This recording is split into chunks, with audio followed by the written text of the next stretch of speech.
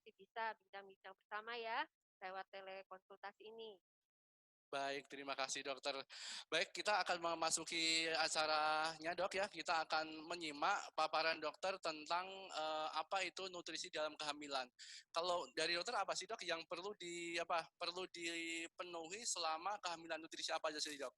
Ya, sebenarnya ini sebelum kehamilan ya yang kita persiapkan karena pada pasien-pasien rata-rata yang datang ke rumah sakit itu kadang-kadang dia tidak mengerti bagaimana nutrisi yang benar pada saat hamil. Jadi tiba-tiba datang, oh ternyata pada saat hamil itu ternyata kebutuhan gizi saya harusnya seperti ini gitu. Jadi yang bagus adalah 3 bulan sebelum ibu pengen hamil, ibu sudah mempersiapkan nutrisinya. Seperti apa nutrisi itu? Karena pada saat sebelum hamil itu 3 bulan itu sudah mulai ada proses-proses yang akan ditempuh oleh ibu-ibu supaya nutrisi dalam kehamilannya baik. Seperti makanan yang mengandung protein. Jadi kalau protein itu gampang didapat ya ibu-ibu seperti telur, ikan, susu. Nah ibu perbanyak makan yang mengandung protein dan usahakan jangan banyak makan yang mengandung pengawet, terus yang micin ya. Sekarang kan suka generasi micin ya Mas. Instan ya, ya generasi micin Iya ya dok. itu sangat tidak baik ya. Jadi kalau 3 bulan sebelum misalnya ibu sudah nikah, nah biasanya kita punya konsultasi pranikah. 3 bulan sebelumnya ibu-ibu sudah mulai mengkonsumsi susu atau protein yang tinggi sehingga nanti pada saat hamil mudah-mudahan ibu akan mengalami hamil yang baik dan akan mendapatkan bayi yang cerdas. Oke, jadi memang sebenarnya harusnya tuh sebelum kita merencanakan kehamilan sudah memang harus dipenuhi semua nutrisinya dok ya. Iya betul. Oke, seperti itu. Baik bagi pendengar di rumah, pemirsa semuanya. Jadi juga hari ini kita juga menyediakan layanan tanya jawab. Jadi nanti misalnya ada yang mau bertanya, silakan di komputer atau HP Bapak Ibu di rumah itu ada tanda Q&A. Nah, di situ pun juga bisa melakukan tanya jawab di seputar pada acara pada hari ini. Ada dua mekanisme. Yang pertama bisa dengan mengirimkan pesan ke kami akan bacakan dan akan kita langsung tanyakan ke dokternya yang di sini. Yang kedua bisa juga tanya jawab langsung. Nanti di situ juga boleh Bunda diklik di Q&A dengan tulisan tanya langsung. Nanti kami akan menghubungin Ibu, Bapak Ibu semua dan akan tersambung langsung dengan dokter yang di sini. Oke, untuk selanjutnya dok, kalau saat ini kan memang ini dok ya, memang terjadi ya kondisi seperti ini kurang baik di Indonesia ini memang bukan di Indonesia di seluruh dunia ya, bahkan semuanya lagi nggak baik. Dan saat ini kan misalnya Bunda kan mau pergi ke pasar itu kan takut dok, takut Ya. untuk apa? Untuk ya takut terpapar lah gitu kan, karena kalau saat ini kan memang rata-rata orang kan pengennya kan instan dok, mau beli makan dari beli makan mungkin mesen nih aplikasi, katakanlah aplikasi yang memang menyediakan itu. Terus habis itu kalau makannya kayak gitu gimana dok? Boleh aman nggak sih dok buat untuk ibu hamil kalau kita makan-makan yang instan, kita yang beli di luar itu gimana dok? Oh ya.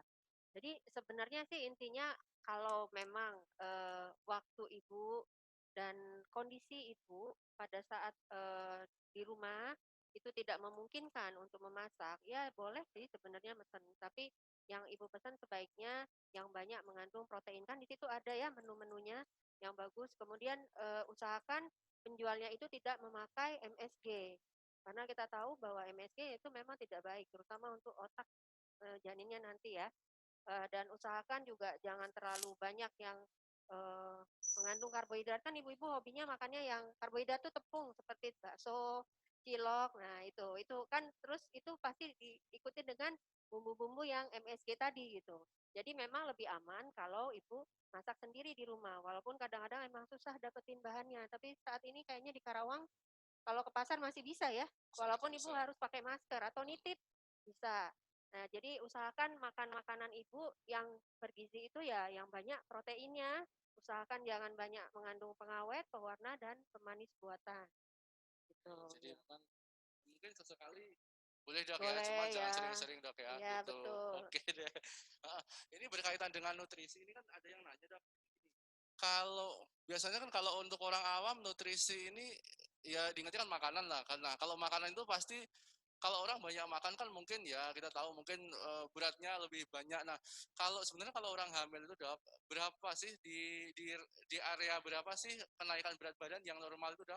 Oh ya, Heeh. jadi ibu-ibu penting diketahui bahwa pada saat sebelum ibu hamil, makanya tadi saya bilang itu sebenarnya ada konsultasi pranikah. Atau pada saat ibu pengen hamil, 3 bulan sebelumnya ibu sudah mulai mengatur berat badan. Berat badan itu kan bisa ibu tentukan dengan cara tinggi badan dikurangi dengan dibagi berat badan ya, kemudian nilainya tidak jauh dari 10% dari situ. Artinya misalnya nih ya, tinggi badannya 150, berat badannya yang ideal adalah 50 kilogram gitu. Jadi jangan terlalu besar Bu ya, jangan sampai 20%, nanti termasuknya obesitas. Kenapa? Karena kalau misalnya berat badan ibu sudah lebih dari 20 kilo pada saat ibunya nanti hamil, itu sudah mengalami obesitas sehingga terlalu banyak faktor risiko yang akan ibu hadapi nanti pada saat kehamilan. Jadi kalau kita untuk pertambahan berat badan pada saat ibu hamil, awalnya itu memang susah. Kadang-kadang pada saat trimester 1, ibu-ibu itu akan mengalami hiperemesis, seperti muntah, mual, pusing, sehingga dia susah untuk makan. Nah, itu pertambahan itu nanti bisa dikonversikan pada saat ibu sudah masuk trimester kedua. Trimester kedua dan ketiga itu sebaiknya berat badan itu pertambahannya 0,5 kilo per minggu. Jadi ibu bisa ukur dengan menggunakan timbangan, jadi 0,5 kilo per minggu. Makanya yang penting adalah yang banyak mengandung protein, jangan banyak mengandung karbohidrat. Karena kalau karbohidrat kadang-kadang kan yang gampang dimasak tuh seperti Indomie, ya makan bakso yang panas-panas itu Iya, emang dia seneng ya. iya, Dok. Cuman efeknya nanti ya itu, kedepannya komplikasinya terlalu berat dan sekarang ini banyak pasien-pasien itu sudah mengalami obesitas pada saat hamil. Jadi kalau berat badannya lebih dari 20 kilo itu sudah termasuknya sudah obesitas ya. Sudah, Dari dalam kehamilan nanti komplikasi-komplikasi yang terjadi adalah misalnya ibunya bisa mengalami hipertensi dalam kehamilan, kemudian bayi besar, kemudian juga bisa pada saat melahirkannya nanti kesulitan untuk mengedan. Tadi kan sudah diajarin tuh iya, senam senam hamil ya. hamil ya. Nah, bayangkan kalau pada saat ibu mau ngedan dengan berat badan yang sudah terlalu besar, ibu akan susah nanti pada saat ngedennya. Gitu. Ya, itu maksudnya. Oke deh. Oke, Dok, kan kalau saat ini kan ini juga, Dok. Kita kan ya tadi seperti dalam keadaan seperti ini kadang-kadang kita tuh mau ke rumah sakit pun agak sedikit was-was, wah gimana nih gimana Ya. nih. Nah, kira-kira kalau apa sih kapan sih, Dok, saya harus ke rumah sakit, kapan saya bisa atasin di rumah nih dalam masa kehamilan, faktor-faktor apa yang memang kita itu diharuskan untuk segera ke rumah sakit, mungkin ada KPD atau ada apa gimana, Dok, apa aja yang bisa dilakukan di rumah dan apa yang memang harus ke rumah sakit itu apa, Dok? Oh iya, jadi kalau kita bagi kehamilan itu menjadi 3 ya, trimester pertama, kedua, dan ketiga. Kalau trimester pertama itu kan 0 sampai 12 minggu usia kehamilan. Jadi pada saat usia kehamilan seperti itu, pertama ibu harus ketemu dengan dokter kalau ibu sudah mulai mengalami tanda-tanda kehamilan seperti mual, muntah, atau telat haid. Telat haid ibu tes positif. Nah, yang pertama ketemu dokter ibu akan melihat apakah pada saat di USG, ibu ada kelihatan kantung kehamilan. Kemudian nanti setelah itu ibu akan dilihat lagi oleh dokternya apakah di dalam kantong kehamilan itu sudah terlihat bayinya atau belum. Karena dalam kehamilan pada saat usia kehamilan 7-8 minggu itu sudah mulai terlihat janinnya dan sudah ada denyut jantungnya. Nah, kalau setelah itu tidak ada kelainan, artinya ibu tidak ada keluhan, ibu bisa kontrol sebulan kemudian. Karena kalau sudah kita lihat kemungkinan ada bayinya dan ibunya aman-aman saja, tidak ada mual, muntah yang berlebihan, lebih aman kalau di rumah. Atau kita kan di Mandaya bisa melakukan telekonsultasi.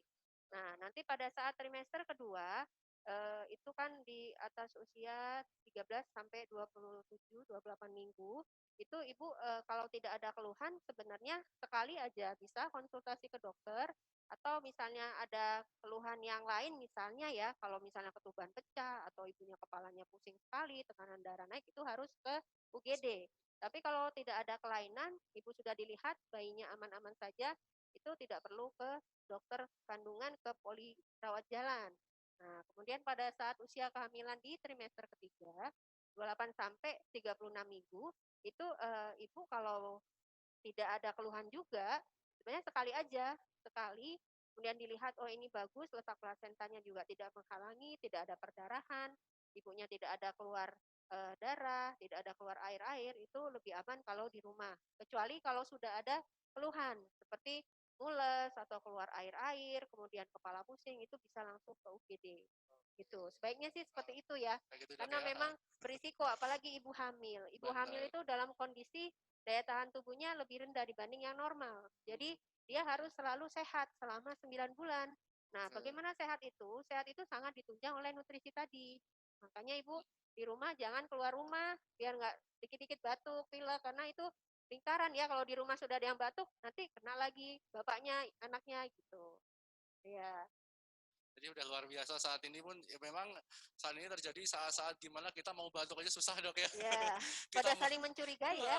kita mau batuk udah aduh kayak gini karena memang ya mungkin terjadi apa ya terjadi suatu yang nggak tahu siapa kepanikan atau gimana tapi memang kenyataannya seperti itu dok. Jadi misalnya Iya, ada yang batuk, ada yang flu, udah nyangkutnya kan kemana-mana kan gitu ya. iya Oke, betul. kita juga akan masih lanjut lagi dengan Dokter Dini, tapi saya ingatkan kembali, misalnya dia mau bertanya, silahkan disampaikan di Q&A yang ada di layar Bapak Ibu, nanti akan kami sampaikan ke Dokter Dini. Dan ini saya sudah ada pertanyaan ya, sudah ada Bapak Hilman?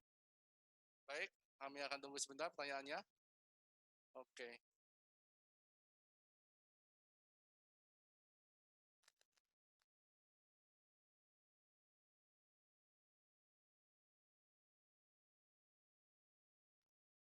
Oke, ini ada yang tanya dok. Assalamualaikum, izin bertanya dok, saat ini saya memasuki kehamilan 8 bulan. Sebaiknya untuk mengkonsumsi vitamin tambahan dibutuhkan atau tidak dok? Terima kasih. Jadi beliau ini Ibu siapa? Ibu Ibu Anggi itu nanyanya dia tuh udah hamil masuki ke 8 bulan. Nah, sebaiknya dia tuh konsumsi vitamin boleh perlu tambahan nggak sih dok? Gitu sih dok. Oh, iya. Terima kasih Ibu Anggi atas pertanyaannya. Semoga Ibu sehat selalu ya. Jadi kalau usia 8 bulan, mungkin sekitar 32 minggu ya Bu ya, 32 minggu ke atas, itu kita tetap memerlukan vitamin. Vitamin yang atau suplemen yang diberikan oleh dokter kadang-kadang itu kan berupa kalsium dan ada tambahan lagi seperti yang mengandung DHA, ada asam folatnya ya. Karena tetap pada saat kehamilan itu suplemen itu akan mengiringi terus sampai ibu nanti melahirkan. Biasanya kita kasih pasien-pasien itu sampai di usia 36 minggu. Tapi kalau ibunya tetap bisa, artinya makanan ibu juga baik, ya vitaminnya tetap harus diminum dan susu. Karena kemarin ini banyak sekali ibu-ibu yang pada nggak suka susu dan ketakutan nanti berat badannya naik. Sebenarnya bukan karena susu ya, karena susu kan mengandung protein. Kalau ibunya takut, misalnya takut, aduh nanti saya gemuk dok, saya nggak bisa lahir normal, ibu bisa mengkonsumsi susu itu pagi dan sore, kan 2 kali sehari. Ada yang takut akhirnya cuma sekali sehari, Ya, nanti bayi saya gemuk, nanti saya gemuk, padahal sebenarnya enggak. Yang membuat gemuk adalah yang manis-manis Bu, seperti ya yang zaman sekarang banyak makanan yang manis-manis ya, yang kue-kue, kemudian apa, kopi, kopi-kopi ya, yang dalgona. kekinian. Nah, ya itu Bu yang buat gemuk, tapi bukan susu ya. Oh gitu dok ya, berarti Iya, bukan yang susu. Jadi iya. kesimpulannya masih diperbolehkan jika memang Iya, betul. Vitamin tetap dilanjut sampai usia 36 minggu. oke. Baik, mudah-mudahan menjawab ya dengan Bunda Anggi. Selanjutnya ini dari Ibu Kamarati ya, dia bertanya begini dok. Assalamualaikum dokter, saya sering sekali lupa minum vitamin. Wah kalau ini lupa minum vitamin malah dok. Atau obat yang diberikan saat saya periksa ke dokter kandungan. Apa yang akan terjadi bila ibu kalau seperti ini dok? Jadi dia itu sebenarnya sering lupa minum vitamin yang dikasih sama dokter SPLB ini gimana dok? Oh Apakah ada ya, pengaruh nggak sih dok ke janinnya dok?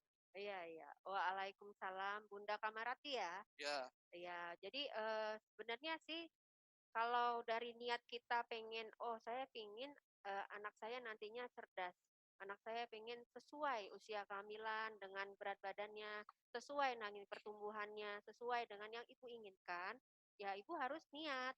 Karena kalau misalnya ibunya, "Ah, males," kadang-kadang mungkin ini anak keberapa ya, Bu? Mungkin bisa saja misalnya anak kedua, ketiga dia sibuk dengan pekerjaan dengan anak yang lain sehingga dia lupa, sering kayak benar gitu. benar. Ada juga yang bosan dengan minum vitamin. Sebenarnya ya kalau bisa jangan ya, Bu.